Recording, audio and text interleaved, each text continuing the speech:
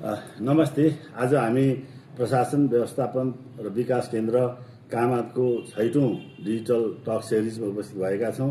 आज हाम्रो टपिक रहेको छ सार्वजनिक खरिदको सन्दर्भमा विषय रहेको छ र आज हामीले पूर्व सचिव मणिराम गेलाल सरलाई निम्ता गरेका छौँ।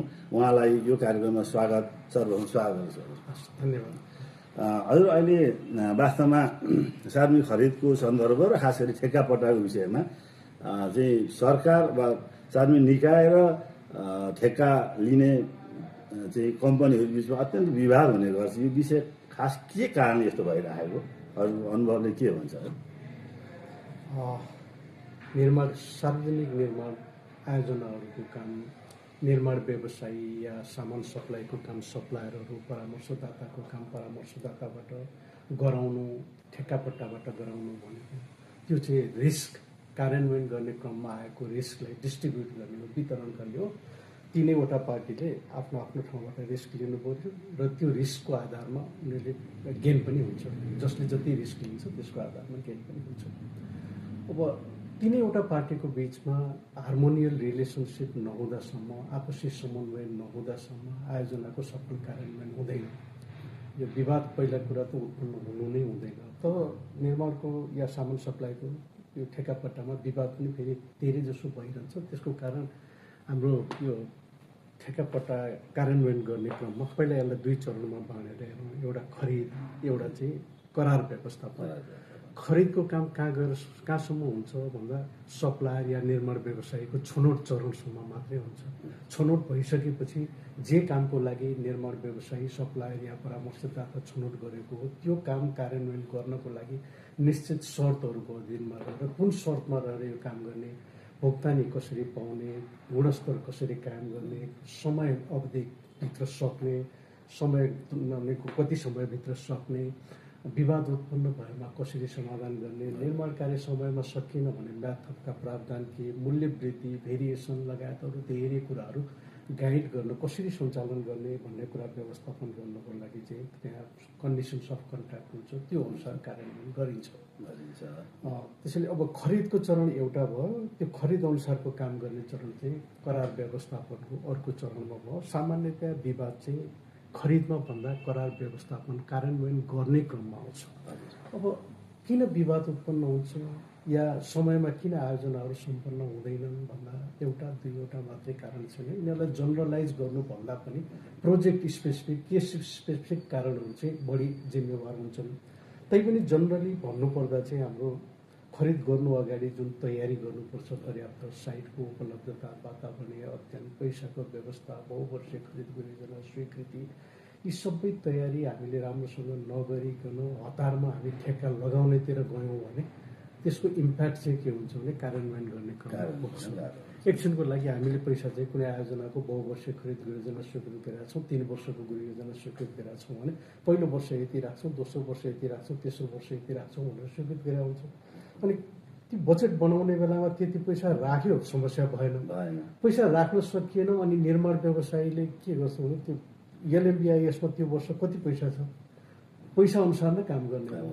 त्यसैले पैसा यति गर्छ, यसैले यति काम गरे पुग्छ भन्ने हुन्छ। काम समयमा सकिँदैन, मतलब हामीले पैसा दिन सक्ने सुनिश्चितता नगरेको कारणले। अब फेरि त्यो सुनिश्चितता सरकारी केसमा किन हुँदैन त भन्ने कुरा छ।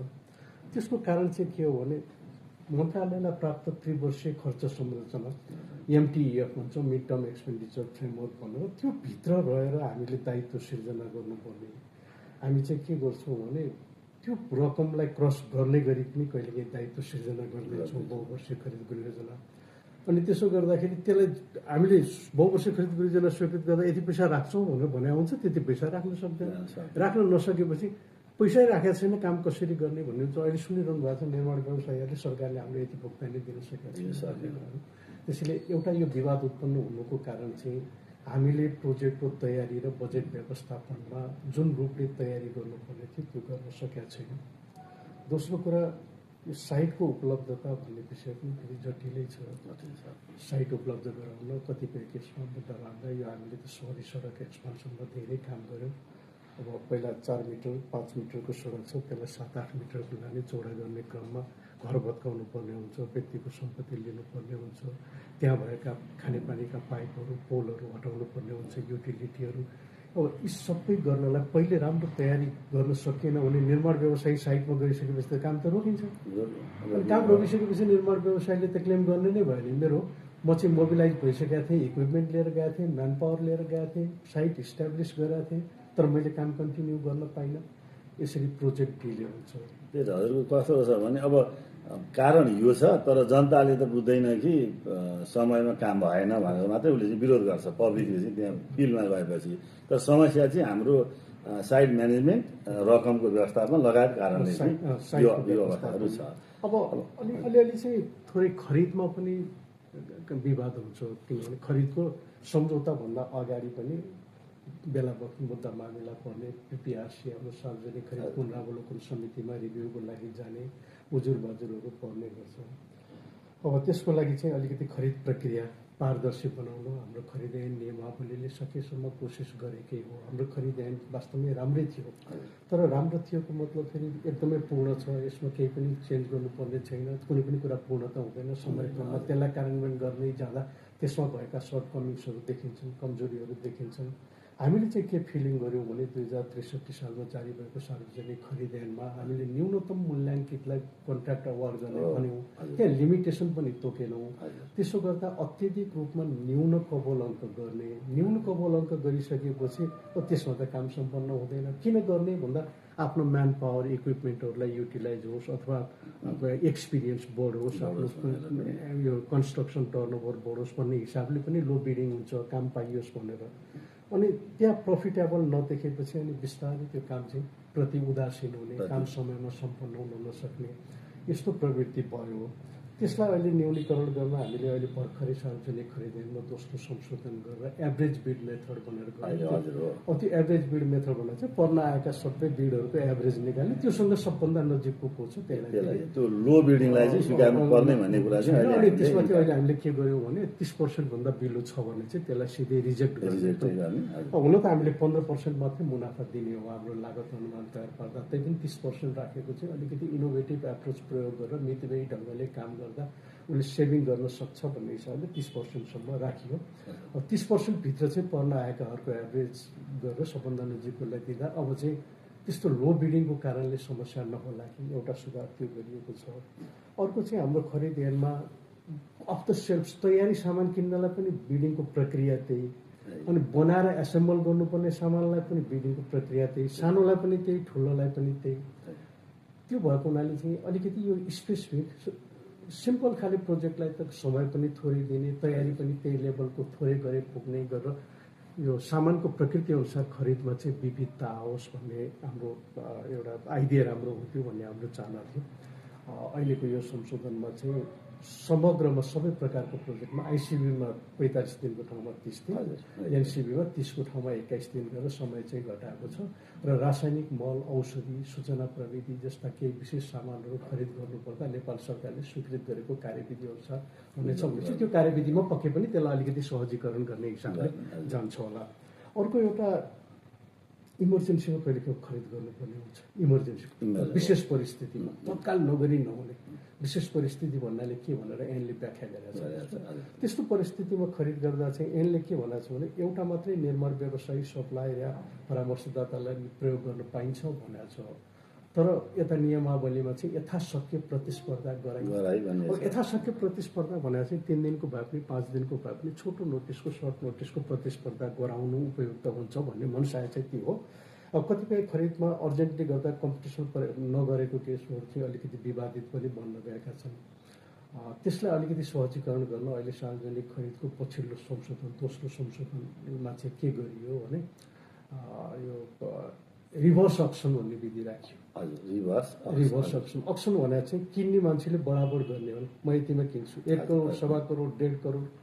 अनि यहाँ चाहिँ रिभर्स किन भने बेच्ने मान्छेले, सर्भिस बेच्ने मान्छेले घटा घटी गर्ने, किन्नेले बन्ने होइन कि बेच्नेले गर्ने। कुनै एउटा निश्चित टाइम दिने, जस्तो 2083 साउन 25 गते दिनको 2 बजेदेखि 3 बजेसम्म तल दिएको लिङ्कमा चाहिँ जमाऊ, अनि यो हामीलाई सरकारलाई यो काम गर्नु छ, कसले कतिमा गर्ने त्यही कभर गर्ने। अनि सबै त्यो सबै अनलाइनमा बसेर हुन्छ, रेकर्डेड हुन्छ, एकदमै ट्रान्सप्यारेन्ट हुन्छ। अनि त्यो सामानमा त्यो सप्लाई गर्ने सप्लायर या निर्माण व्यवसायीहरूले आफ्नो रेट कबुल गर्ने अनि पहिलोचोटि कबुल गर्यो फेरि दोस्रोचोटि अरू घट्यो गर्दा अनि त्यहाँ एकदमै ट्रान्सपारेन्ट त्यो एउटा व्यवस्था गरिहाल्छ। अर्को सरकारी खरिदमा यो माल सामान खरिदको लागि चाहिँ अलिकति जटिलै हुन्छ यो रेटहरू विशेष गरी रेट चाहिँ बजारबाट कलेक्सन गर्ने 3टा मध्ये एउटा मिनिमम लिने अनि फेरि माने सोझै खरिद या प्रतिस्पर्धामा जाने गरिन्थ्यो। अहिले त्यसलाई अलिकति सहज होस् भनेर ई मार्केट प्लेस भन्ने व्यवस्था गरिरहेको छ।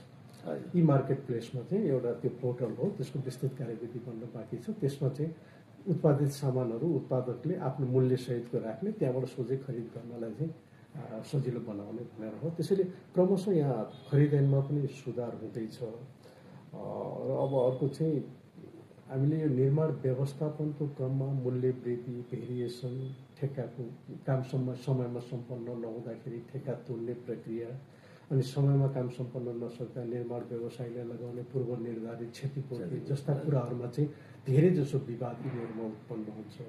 हुन त कन्ट्र्याक्टमा लेखिएकै हुन्छ यो यसरी गर्ने हो भनेर, तर कानुनको व्याख्या गर्दाखेरि पार्टीको आफ्नो आफ्नो हिसाबले हुन्छ।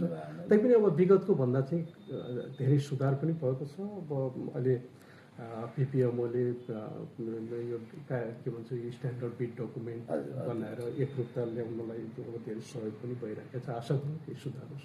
केही सुधार हुनुपर्छ। हुन त यसो हेर्दाखेरि मेरो पनि अनुभवमा लर्निङ बाई डुइङ, अब यो बिस्तारै परिवर्तन हुँदै गरेर चाहिँ सहजीकरण गर्ने हिसाबले यो विवाद समाधान कम होस् र आयोजनाहरू बेलैमा सम्पन्न हुन् भन्ने चाहिँ धेरैले कामहरू भइराखेकै मेरो पनि बुझाइ चाहिँ छ। लगभग त्यही नै होला हजुरको पनि भनाइ। र आज यहाँले हामीलाई समय दिनुभयो, यहाँको लागि अन्तिम फेरि धन्यवाद दिन चाहन्छु। धन्यवाद।